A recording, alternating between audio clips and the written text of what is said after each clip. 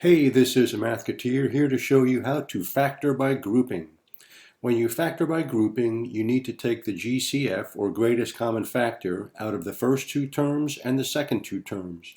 You will be left with one common factor inside the parentheses and one factor outside the parentheses. You combine these at the end inside two sets of parentheses. I have 6 examples here to help demonstrate. For example 1, we have 8x cubed minus 64x squared plus x minus 8.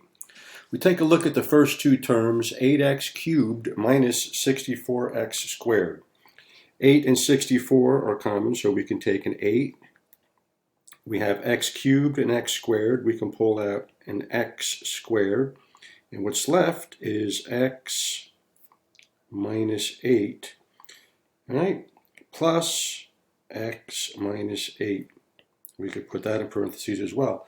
Since we have already x minus 8 is common, we have nothing in front of the parentheses here. It is assumed to be a 1. So to factor this, it would be 8x squared plus 1 times x minus 8. For example number 2, we have 12x cubed minus 21x squared plus 28x minus 49. 12x cubed minus 21x squared. We can pull a 3x squared out of here, and we are left with 4x minus 7. For 28x minus 49, 7 goes into both 28 and 49. So we have 7 times 4x minus 7. So the answer here, 3x squared plus 7 times 4x minus 7. The idea, factor the first two terms, factor out the second two terms. You should be left with identical terms inside the parentheses, then just combine the terms that are outside the parentheses. For example number 3, we have 12x cubed minus 2x minus 30x minus 5. We look at our first two terms, 12x cubed minus 2x squared. 2 is common for both of these. We can pull x squared out, and we are left with 6x minus 1. Minus, and we have 30x minus 5. 5 is common to both of these. We have 5 times 6x minus 1. So now we have 6x minus 1 in both parentheses. And the other parentheses will have 2x squared minus 5. For example number 4, we have 6x cubed minus 16x squared plus 21x minus 56. 6x cubed minus 16x squared. We have 2 is common to both of this, so we will have 2. We can pull an x squared out, and we are left with 3x minus 8. And we have 21x minus 56.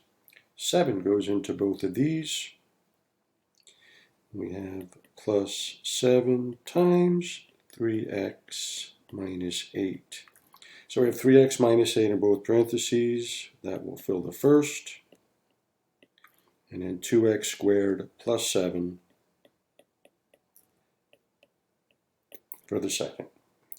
For number 5, we have 63x cubed plus 54x squared minus 105x minus 90.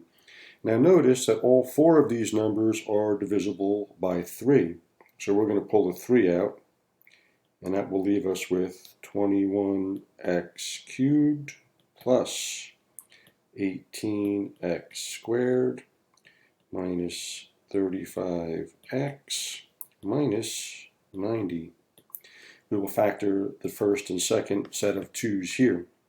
We can pull a 3 out of here, and then we will have 3, we can pull 3x squared times 7x plus 6 and minus, we got 35x and 90. We can pull 5 out of both of those.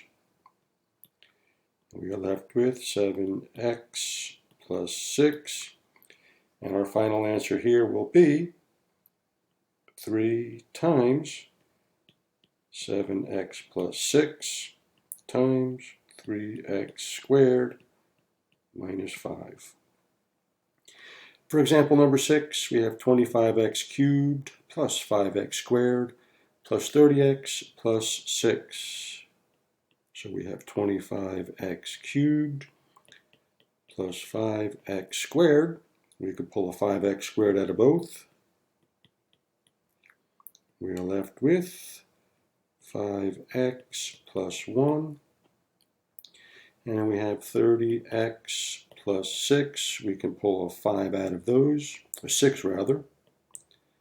We have plus 6 times 5x plus 1. Now we can write our final answer. 5x plus 1 times 5x squared plus 6. So when you factor by grouping, you always factor the first two terms and the second two terms. You have a common term inside one set of parentheses, and whatever two terms are outside the parentheses will fill the second set of parentheses. I am the Mathketeer. Thanks for watching. Please subscribe to my channel and leave a comment. Let me know what you think.